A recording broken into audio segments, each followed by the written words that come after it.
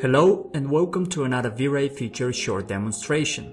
In a previous video, Volumetrics Part 1, we talked about the V-Ray environment fog and V-Ray aerial perspective effects.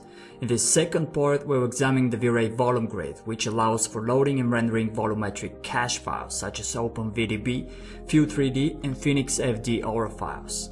As its name suggests, the V-Ray volume grid is a three-dimensional grid which contains volumetric data. This data is typically generated by fluid simulation software and stored as cache files. The most common formats include OpenVDB, generated in Houdini, View3D, generated in FumeFX, and Aura, generated in PhoenixFD.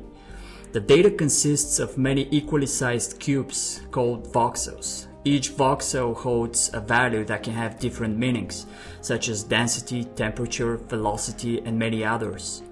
Those are called channels. A cache file can contain a great number of voxels, and for each of them, there could be multiple channels. The V-Ray volume grid reads all this data and uses it to apply different shading to the voxels at render time. For example, the density channel can drive the opacity, and the temperature channel the self-illumination. In addition, there are possibilities for remapping the cache data for greater artistic freedom. Let's take a closer look at the V-Ray volume grid. It's a container that provides the interface for loading and shading volume data. When a volume cache is loaded, V-Ray volume grid suggests loading a preset for the most common formats. This adjusts the grid settings so that the volume data renders correctly. Those presets provide a great starting point for shading. Since the cache file has information for the fluid data only and no shading information, manual adjustments may be required if closely matching look is desired. In this particular example, an OpenVDB file is loaded, so the Houdini Fire Smoke preset is chosen. On a successful load, the grid is resized to the cache's dimensions. If you would like to apply a preset after the cache has been loaded, you can do so by using the Render Preset button. The frame info rollout contains general information, dimensions measured in voxels, and available channels. By default, non-empty voxels are displayed as color-coded triangles. If the viewport performance degrades, the detail reduction setting can be increased.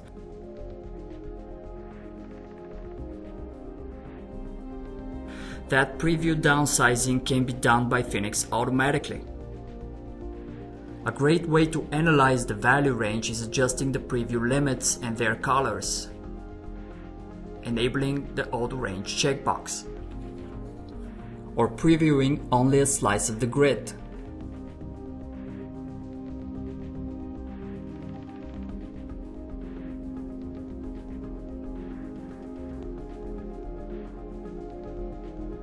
Alternatively, a GPU preview can be enabled for better viewport visualization. Let's have a look at the render. The rendering process could be accelerated by a couple of optimizations. Let's increase the rendering steps to the point just below artifacts appear. The step size is measured in percentage of the size of a single voxel. In this case, a value of 2000% would suffice, and since there is some detail in the shadows, a value of 2000% would be used as well.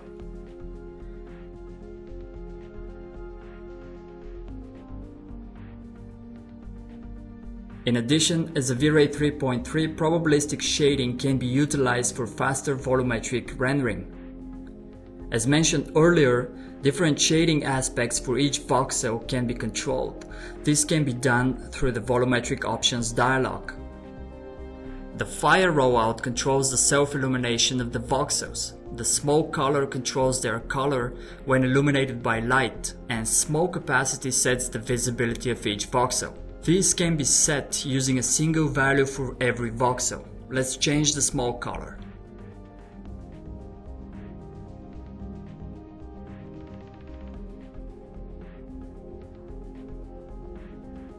In addition, a channel from the cache can be used to give each voxel a different value.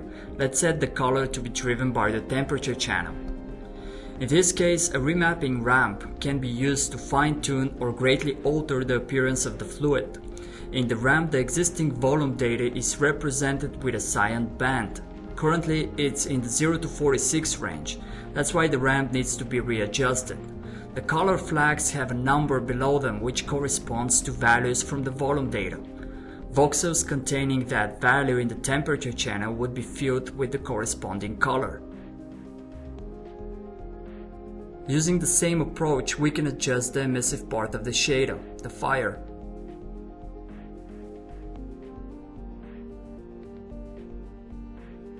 Depending on your setup, the emission strength may have to be increased by this multiplier.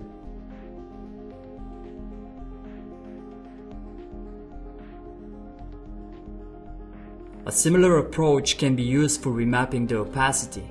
However, a curve is used instead of a ramp. Let's base it on the smoke data channel and make it more transparent.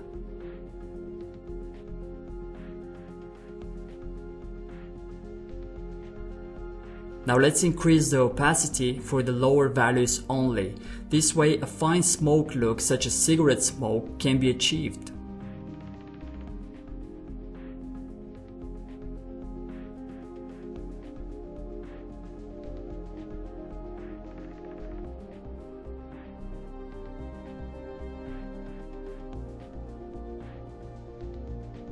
Lastly, all the emission, color and opacity can be modulated by a 3D texture.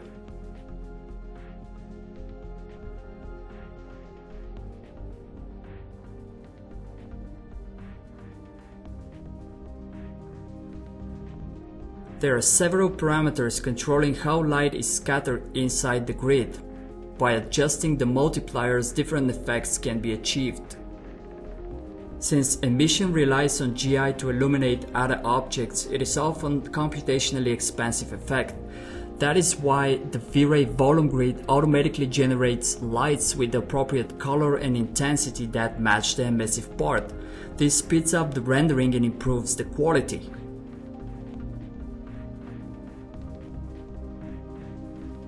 Another functionality of the V-Ray volume grid is its multiple rendering modes. They interpret the volume data differently. For example, the mesh and implicit surface generate hard surface based on a level threshold.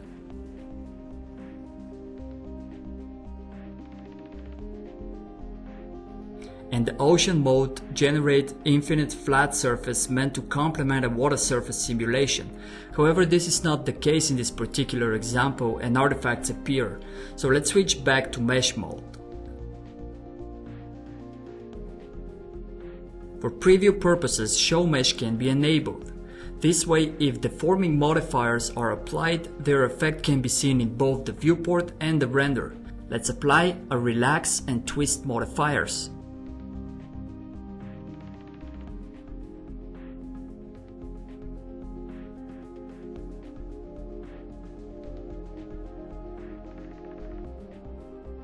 A refractive material can be applied so that the grid renders as a transparent liquid.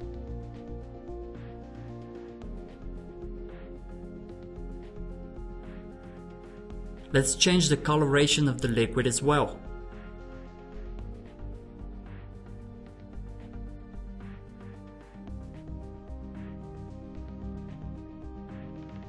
Additionally, a displacement effect can be enabled, which will provide even finer control over the surface. Note that the displacement works only for volumetric modes.